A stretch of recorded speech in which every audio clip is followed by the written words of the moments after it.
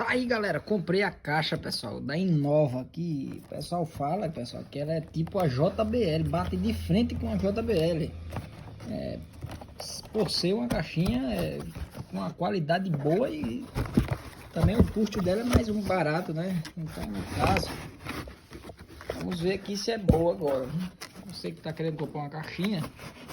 Agora tá rindo tirar assim. Tá aí ela, galera. É bonita, galera. Caixinha top mesmo. Aqui, ó, Innova. Tem todo aquele design. Bonita mesmo, é triste. Olha. Vamos ver a qualidade do som dela para nós ver se realmente ela é boa mesmo. Igual a JBL. Tem todos esses bagulhozinhos aqui. Então vamos ligar agora. Já teve um pendrive aqui na mão. Onde é que liga mesmo? Aqui. Bora pra aí, galera. Caixa top mesmo, hein? Top de luxo. Essas boquinhas geralmente quando é ruim elas não tocam, né? Mas vamos ver aqui agora. Vou botar o pendrive aqui. Deixa eu ver, galera. Aí, ó. Só um minutinho. Deixa eu...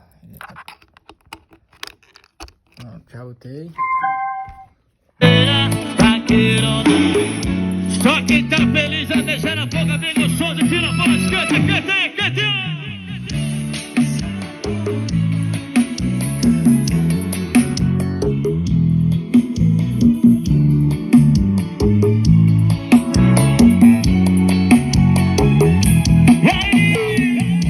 Essa morena me encantou, derrubou o gado e me derrubou.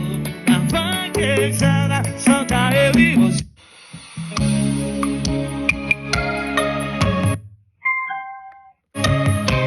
Bora cantar aí!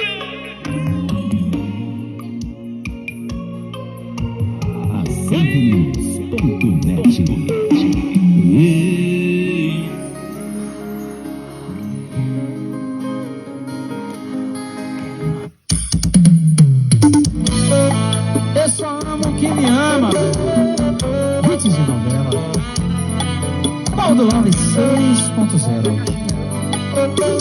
Robert. Tá aí, realmente a caixinha tem um gráfico bom, top. Fizeram para vocês comprar de boa.